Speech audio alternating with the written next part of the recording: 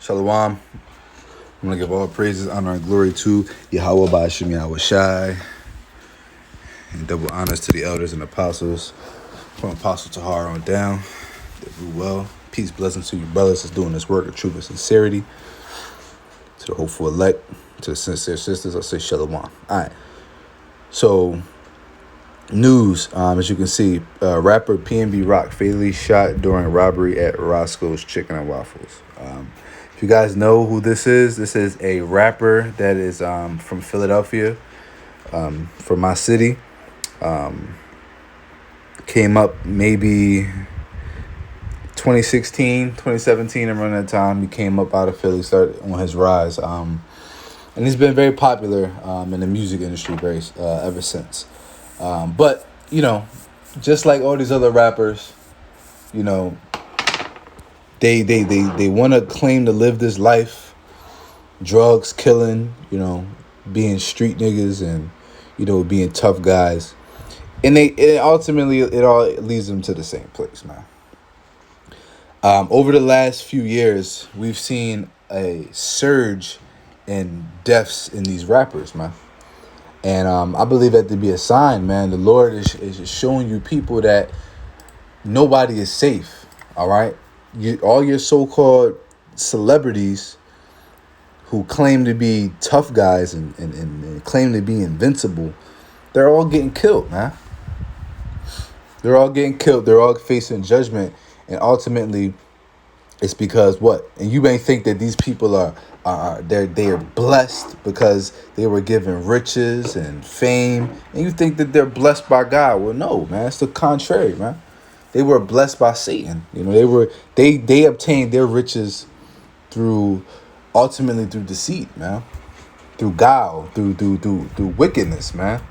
They didn't actually do anything that was profiting and beneficial to people, man. Most of these rappers had to sell out in a way, bro. Sell their soul in a way, man. Not literally sell their soul, but they had to, go against, what's really righteous in this world, man. You know, especially these street rappers, man. You know, they always talking about killing their own people, selling drugs to their people, man, oppressing their people.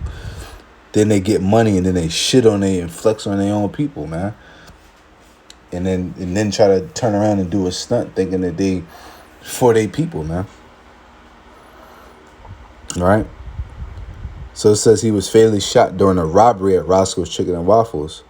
And I believe it to be it was a setup, man.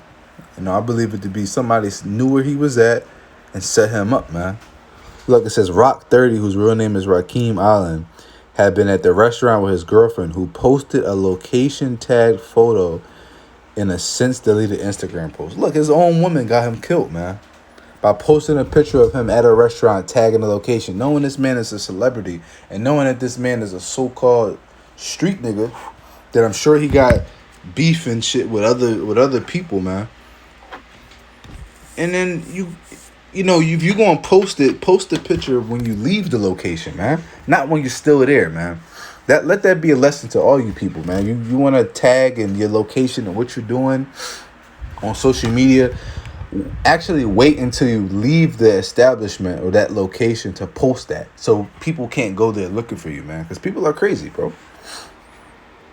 Right? So this man was killed, man. This is what's happening to a lot of these rappers, man. Over the last few years, man, we've seen a lot of rappers, man. And it's going to ramp up, man. We're going to start seeing the deaths of not even just rappers, but we're going to start seeing the deaths of a lot of celebrities, man. And these people hold a great regard, man.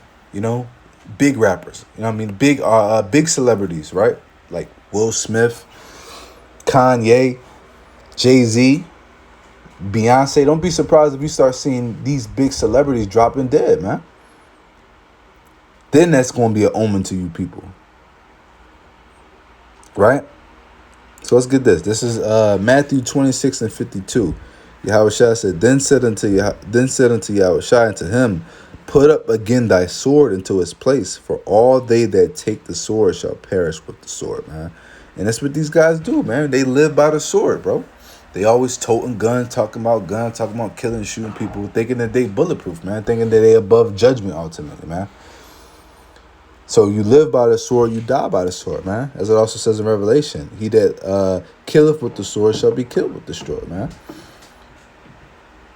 And a lot of these rappers, do be capping. They do be bullshitting, man. Lying in their raps. But a lot of them don't, man.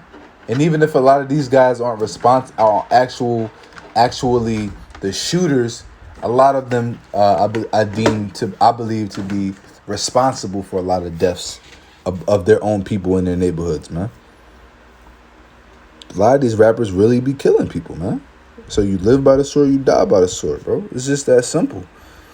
Right, and these celebrities think that their money is, and then their status is what's ultimately going to protect them. They think that they're above rebuke. They think they're above judgment, and they think that they're above being targets. Man, when you become a celebrity, you make it in the game. You think that automatically all that shit you was talking in your raps about the people in your own city and the people in other cities, you think that they don't take offense to this, man, because really you might rap about killing and drugs and flexing and doing all this shit, but you have an audience, man. You have a people that's listening to this that's really about the street shit, that's ultimately sent from Yahweh Shai, man. How about Shemi Yahweh Shai to be a evil angel unto you, man. And you think that their money is going to deliver you and keep you alive because you got money and fame and riches. You think you're untouchable, man. That's completely false, man. Let's get it. This is Zephaniah 1:18. Neither their soul nor their gold shall be able to deliver them in the day of the Lord's wrath, but the whole land shall be devoured by the fire of his jealousy, for he shall make it even a speedy riddance of all them that dwell in the land, man. And I want to use this to insinuate the point, because we know what this is going into, but this can be applied in this instance, man, because their money, they think that their money makes them untouchable, right? They think that their money makes them above judgment, right? But it doesn't, because the day of the Lord's wrath, we know ultimately is the day of the Lord when he comes to destroy this place. But really, the Lord's wrath ultimately is whatever judgment he sends upon you at whatever time, man.